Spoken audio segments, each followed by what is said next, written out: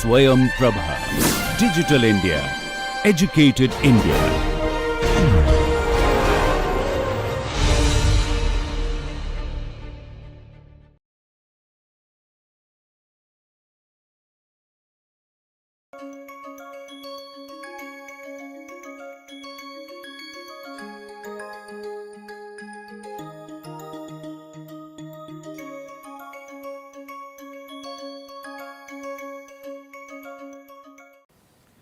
Let us look at how knowledge, what we consider knowledge today and wisdom, how they affect happiness.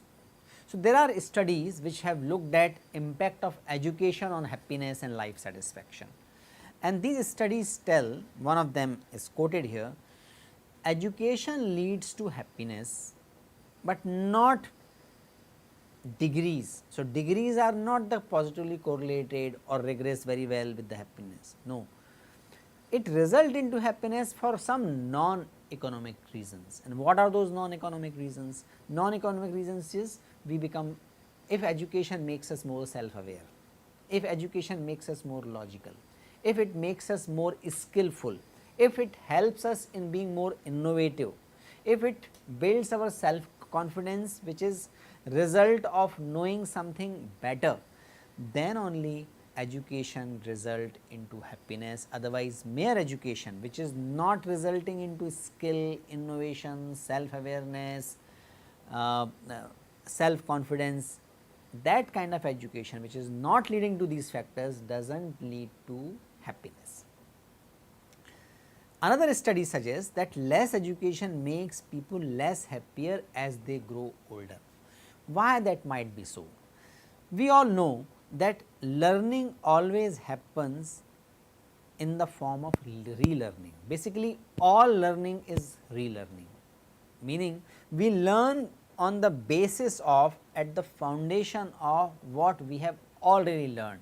So, when we receive less education in the earlier part of our life, our propensity and ability to learn further in the life, that suffers, and because of that, as a sum total of our learning falls short in comparison to other people who are more educated, and that less sum total result into lack of confidence, lack of skill, lack of ability for the innovation, and that is why the less education makes people less happier as they grow older. The education in the earlier phase of life also gives up openness of mind, and because of that people can learn and keep learning further, and that suffers when people are not blessed with a good education in the earlier part of life. That is not the final judgment. Even if people have not received in the earlier part of life some very fancy, very high education, there are people who are able to continue to learn in spite of low education. They are found to be happiest in the studies. So, happiness has this interesting relationship with education. So, we must understand that Tattva Bodh includes education, but it is not only education, not only formal education. Tattva Bodh is more related to learning, and learning not only cognitive learning, it is related to learning at psychomotor level, emotional level and higher cognitive level. Now, you may ask, what are the higher cognitive level? Higher cognitive level are also called 21st century competency. These 21st century competency we talked about in the earlier session as well.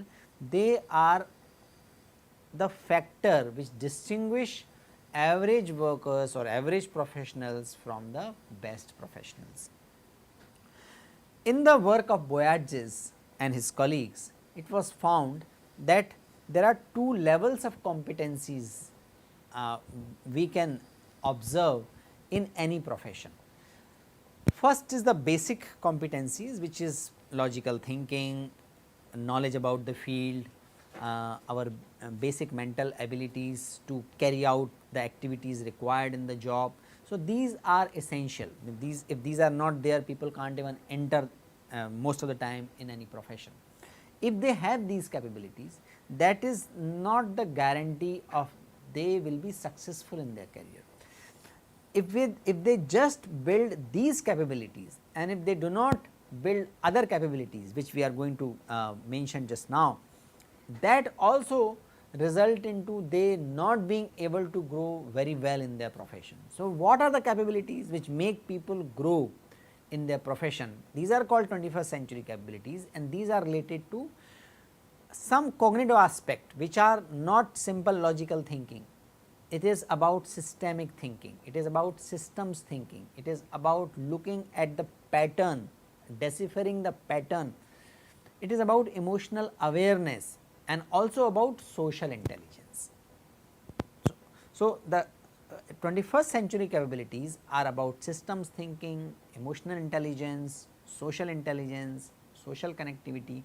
These things are also understood in the yogic tradition as the part of Tattva Bodha, because when Tattva Bodha includes not only cognitive, but also higher cognitive, emotional and physiological, our whole being gets transformed. Until my whole being gets transformed, only fractional aspect of my personality, which is either cognitive or emotional, is not going to take me much ahead in my career. So, that is the relationship between happiness, education and Tattva Bodha. Second element or second way of achieving happiness is Indriyajaya or self control. Indriya are the sense organs. So, there are 5 sense organs, sense of food, sense of taste, sense of touch, sense of smell, sense of hearing and the visual sense. In one session we looked at notion of self, and that is where we looked at the notion of self or the self can be comparable with the chariot, and chariot having horses. So, the horses are like indriyas or the senses, the rein with which these horses are controlled is like man, or what we loosely call mind. Intellect is the one who holds man. So, intellect or buddhi is the one which holds the rein, and rein is man, and atman is the owner, the observer of the movement of this chariot, and also gives the broader direction. This is the allegory given in the Kathopanishad. We have already discussed this. Indriyajaya can be understood with this allegory. When man is strong, then only it can control senses, but when buddhi is strong, then only it can control man. When buddhi and man are strong, and then they give right direction to the horses or to indriyas or to the senses, then atma, the human self, evolves to the higher level. Then only transcendence can happen. Transcendence in the psychological sense can be understood as identifying with the lower self, or having a limited identity, or identifying at the broader level, identifying with the universe, identifying with the community, identifying with the nature. All that can happen only when buddhi and man are properly holding or controlling and directing horses or indriyas. One term used in the yogic tradition as well as in the Ayurvedic tradition is called Sattvavajaya. Sattvavajaya is the psychophysical exercise designed to achieve a regulatory mechanism over human psyche in dealing with environmental stressors and subduing and balancing emotional stresses. So, this Sattvavajaya is studied by Raval in connection to the insomnia. There are many people who are not able to sleep properly. The cure of insomnia draws and has drawn insights, and as it is reported by many physicians and it is captured in this paper of Raval, from the notion of Sattvavajaya or Indriyajaya. People who suffer from insomnia, they have to manage their timing, they have to manage their routine, they have to manage their surrounding, the room environment, and that becomes very essential for them to fall asleep, to have a good sleep. This was studied. Otherwise, in all pursuits of life, Sattvavajaya is important, because that is the power, that is the condition to attain what we focus at. Many people may have great ambition to do great things in life. They might be having Shubha Sankalp as well, the right intentions as well, but they get carried away, and they get carried away in spite of knowing what is right path. They are not able to sometime remain on that path, and that happens because of the low Sattvavajaya.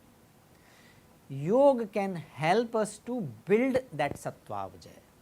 It can help us to build Indriyajaya. Indriyajaya means winning over senses. That is the real victory. Victory is not that which is won over external things. Real victory in the yogic terms is about winning our own senses, an ability to. What is the meaning of winning over senses? Winning over senses meaning our ability to direct senses towards the dharma yukta, righteous goals, and righteous goal or dharmic goal, dharma as a purusharth is not in opposition of artha, which is social recognition, and kam, which is sensuous pleasure. That is not in opposite to that, it is not in fight with that, but it regulates to what extent we indulge into sense pleasure or social reputation and social goals. So, Indriyajaya and Sattvavajaya are important aspect of attaining well-being.